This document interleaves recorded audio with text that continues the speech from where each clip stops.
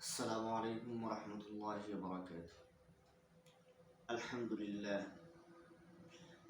لله رب العالمين، والصلاة والسلام على رسول الأنبياء والمرسلين وعلى آله وأصحابه أجمعين. أما بعد. ইসলামী আন্দোলন এটা আমাদের উপর ফরজ করে দেওয়া হয়েছে। আল কোরআনে বলা হয়েছে আল জিহাদু ফি সাবিলিল্লাহ, অর্থাৎ আল্লাহর পথে জিহাদ, যাকে আধুনিক ভাষায় পরিভাষা ইসলামী আন্দোলন বলা হয়েছে। যে আন্দোলনের মধ্যে নিম্নে এই 5টি শর্ত থাকবে তাকে পূর্ণাঙ্গ ইসলামী আন্দোলন বলা হয়। 1 নম্বর হচ্ছে দাওয়াতে ইলাল্লাহ, অর্থাৎ আল্লাহর দিকে আহ্বান। 2 নম্বর হচ্ছে শাহাদাত আলান নাস, অর্থাৎ মানুষের জন্য বাস্তব লক্ষণ। 3 নম্বর হচ্ছে ইকামতে দ্বীন, অর্থাৎ দিন প্রতিষ্ঠান করা।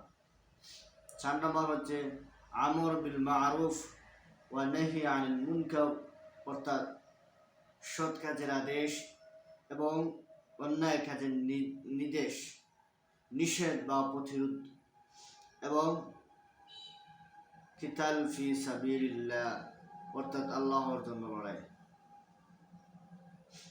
আল কোরআনের আলোকে আল জিহাদু ফি সাবিলিল্লাহ এই কাজগুলো ইসলামী শরীয়তের দৃষ্টিতে ফরজ। সুতরাং পূর্ণাঙ্গ ইসলামী আন্দোলন করা যে ফরজ, এতে কোনো সন্দেহের অবকাশ নাই। যেই সমাজে কোরআনী বিধান চালু নেই, সেই সমাজে মুসলমানদের জন্য ইসলামী আন্দোলন করা ফরজ। কারণ ওই সমাজে আল্লাহর বিধান প্রতিষ্ঠিত না থাকাতে দৈনন্দিন জীবনে আল্লাহর ইবাদত করার ক্ষেত্রে চতুর্মুখী বাধার সম্মুখীন হতে হয়।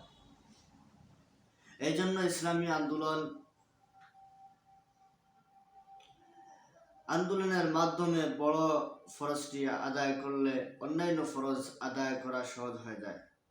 এই ফরজকে অস্বীকার করা হলো ইসলামকে অস্বীকার করা।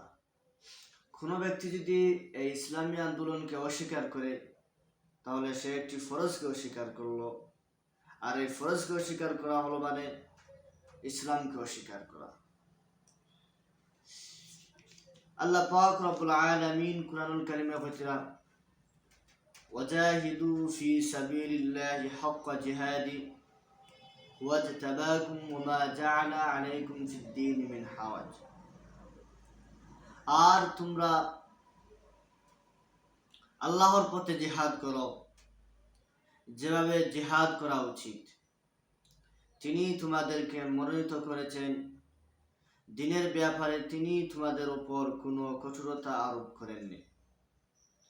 আল্লাহ পাক রব্বুল আলামিন অন্য জায়গায় বলেছেন, কাতিলুহুম ইউআযিবুহুমুল্লাহু বিআইদিকুম ওয়া ইউখজিহিম ওয়া ইয়ানসুরুকুম আলাইহিম ওয়া ইয়াশফি সুদুরা কওমিন মুমিনিন। তোমরা তাদের সাথে লড়াই করো, আল্লাহ তোমাদের হাতে তাদেরকে আযাব দেবেন এবং তাদেরকে অপদস্থ করবেন, আর তোমাদেরকে তাদের বিরুদ্ধে সাহায্য করবেন এবং মুমিন কওমের অন্তরসমূহকে চিন্তামুক্ত করবেন। সুবহানাল্লাহ। আল্লাহ তাআলা কাতিলুহুম ইউআযিবুহুমুল্লাহু বিআইদিকুম ওয়া ইউখজিহিম ওয়া ইয়ানসুরুকুম আলাইহিম ওয়া ইয়াশফি সুদুরা কওমিন মুমিনিন। তোমরা তাদের সাথে লড়াই করো, আল্লাহ তোমাদের হাতে তাদেরকে আযাব দেবেন, তাদেরকে অপদস্থ করবেন, আর তোমাদেরকে তাদের বিরুদ্ধে সাহায্য করবেন এবং মুমিন কওমের অন্তরসমূহ চিন্তামুক্ত করবেন। হাদিসের মধ্যে আছে, হযরত হুযায়ফা রাদিয়াল্লাহু তাআলা আনহু থেকে বর্ণিত একটা হাদিস, আল্লাহর নবী সাল্লাল্লাহু আলাইহি ওয়াসাল্লাম ইরশাদ করেন, আমি আল্লাহর শপথ করে বলছি, যার নিয়ন্ত্রণে আমার জীবন, অবশ্যই তোমরা সৎ কাজের নির্দেশ দিবে এবং অন্যায় ও পাপ কাজ হতে লোককে বিরত রাখবে, নতুবা তোমাদের উপর শীঘ্রই আল্লাহর আযাব নাযিল হবে। অতঃপর তোমরা তা হতে নিষ্কৃতি পাওয়ার জন্য দোয়া করতে থাকবে, কিন্তু তোমাদের দোয়া কবুল হবে না।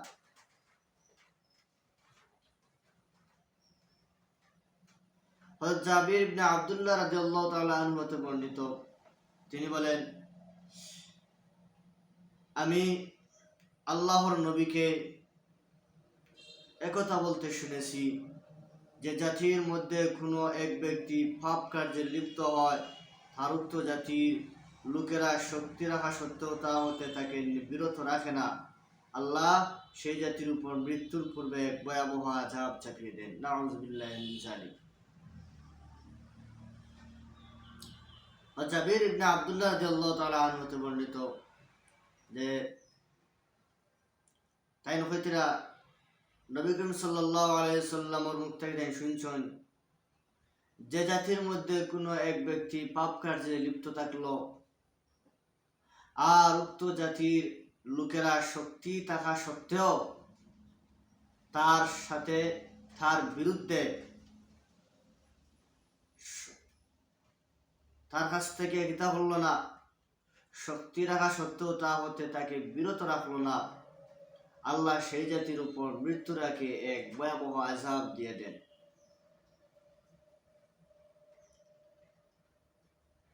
আদি ইবনে আলী আল কিন্দি হতে বর্ণিত, তিনি বলেন, আমাদের এক মুক্ত কৃতদাস আমাদের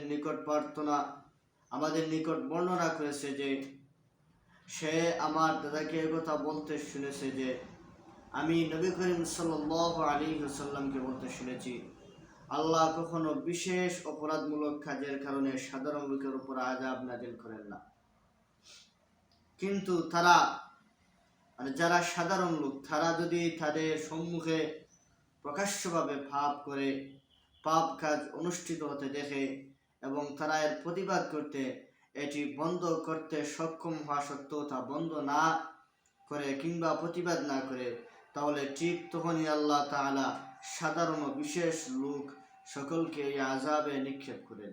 নাউযুবিল্লাহি মিন যালিক। এই হাদিস থেকে বোঝা গেল যে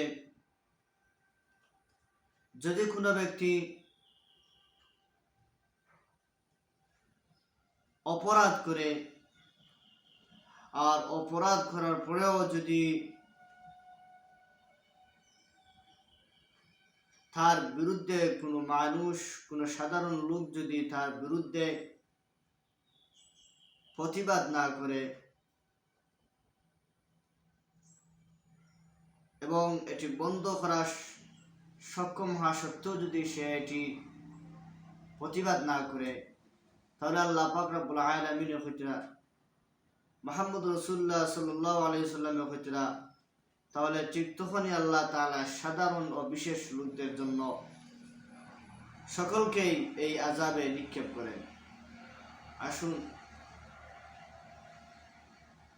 আমরা ইসলামী আন্দোলনের মাধ্যমে এই দেশ এবং জাতিকে হেফাজত করি, এই দেশ এবং জাতিকে